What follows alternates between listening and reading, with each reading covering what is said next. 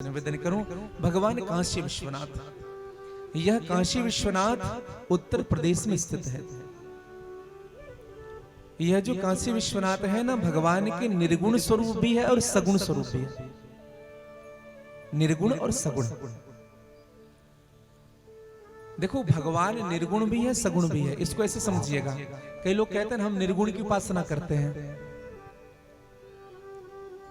तो निर्गुण की उपासना करने वाले को भी किसी ना किसी रूप का ध्यान करना पड़ेगा।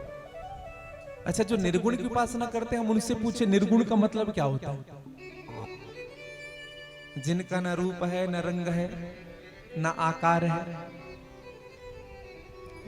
तो निर्गुण। देखो, निर्गुण का भी रूप होता है, निर्गुण का भी रंग होता है, निर्गुण का भी आकार होता है। इसको बहुत सरल भाषा में समझिएगा। जैसे आपके घर में पानी है, आपने गिलास में भर दिया, गिलास के आकार का, कटोरी में भर दिया, कटोरी के आकार का, थाल में रख दिया, थाल के आकार का। यही निर्गुण भाव है। जिस स्थान पर, जिस पात्र पर रखोगे वह उसी के आकार का हो जाता है, वह अपने हिसाब से उनको ढाल लेता है। यही है निर्गुण। अगर आप कहेंगे कि महाराज सगुण फिर कैसे होता है, बोले उसी पानी को, एक कटोरी जल को 2 घंटे फ्रिज में रख दीजिए, फिर वो बर्फ बन जाए, फिर उनको थाली में डालेंगे तो फिर वो थाली के आकार का नहीं होगा, बर्फ ही बना रहेगा। तत्व एक ही है, लेकिन बर्फ बनने के बाद उन्होंने अपने आकार में परिवर्तन नहीं किया। उसी प्रकार से यह परमात्मा एक ही है। हमको बर्फ के रूप में नजर आने लग जाता है तो हम उनको सगुण मान लेते हैं, हमको जल के रूप में नजर आने लग जाता है तो हमको निर्गुण मान लेते हैं। मानस में तुलसीदास जी ने स्पष्ट कहा है, अगुण ही सगुण ही नहीं कछु भेदा। अगुण में और सगुण में, निर्गुण में और सगुण में कोई भेद नहीं है। इसलिए काशी की विशेष महिमा इसीलिए है क्योंकि भगवान काशी में विराजते हैं और भगवान का निर्गुण स्वरूप भी माना जाता है, भगवान का सगुण स्वरूप भी माना जाता है। और इस लिंग में भगवान शिव और शक्ति वास करते हैं। काशी में भगवान शिव और शक्ति। छोटी सी निवेदन करूं,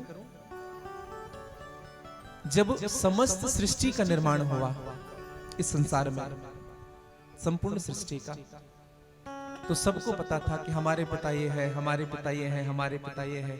नारद जी ने कहा हमारे पिता ब्रह्मा जी हैं, ऋषि मुनि महात्माओं ने कहा, इंद्र ने कहा, वरुण ने कहा, कुबेर ने कहा, ब्रह्मा जी ने भी कहा हमारे पिता विष्णु है।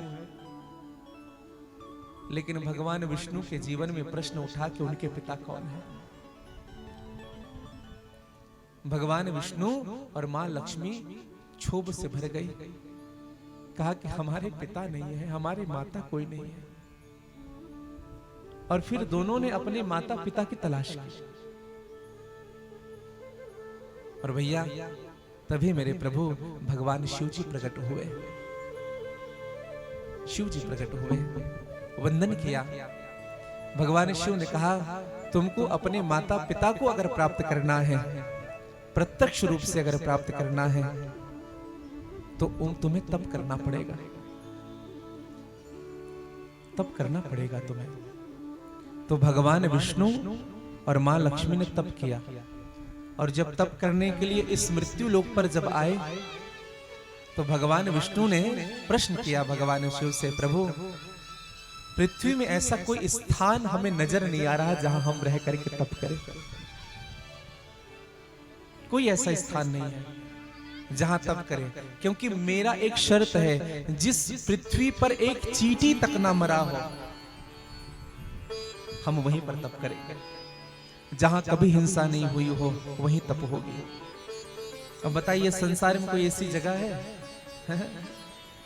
जहां एक चींटी तक न मरा हो? तब मेरे भगवान शिव ने, भगवान विष्णु और लक्ष्मी के लिए 5 कोस का सुंदर नगर का निर्माण किया है। और वह नगर आकाश में स्थित हुआ, पृथ्वी पर नहीं हुआ। वह आकाश में स्थित हुआ, क्योंकि भगवान शिव ने कहा कि पृथ्वी में ऐसा कोई स्थान नहीं है जहां एक चींटी तक न मरा हो, जहां हिंसा नहीं हुआ हो। और 5 कोस का स्थान, जिनको पंचकोश स्थान कहते हैं, काशी में, इनको स्वयं भगवान शिव ने निर्माण किया था आकाश में। और भैया जब ये निर्माण आकाश में हुआ, स्थित हुआ, तब श्री हरि ने कई हजार वर्षों तक तप किया।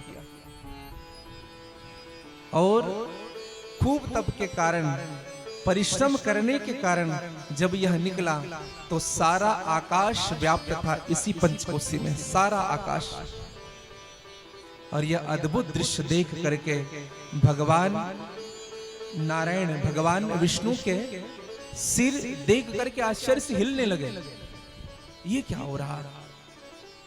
और भगवान ने एक कुंडल पहने हुए थे मेरे भगवान, और वही उस स्थान पर गिरा, मणि का कुंडल था, इसलिए उस स्थान को मणिकर्णिका घाट कहते हैं।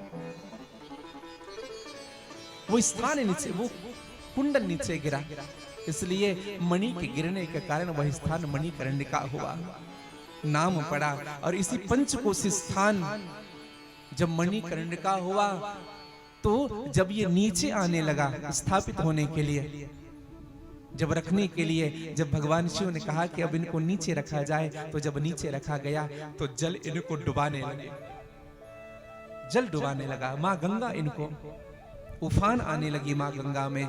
तो भगवान शिव ने तुरंत कांसी को उठाया है और अपने त्रिशूल को गड़ा करके त्रिशूल के नोक पर कांसी की स्थापना की। 5 कोस त्रिशूल के नोक पर है, ये पृथ्वी पर नहीं है भैया। और मैं निवेदन किया हूं, यह काशी भगवान शिव के नोक पर है, यह अयोध्या भगवान राम के सारंग बाण के ऊपर है, और यह वृंदावन भगवान के बंसी पर स्थित है। इसलिए इनकी विशेष महत्ता है, ये पृथ्वी का टुकड़ा नहीं है।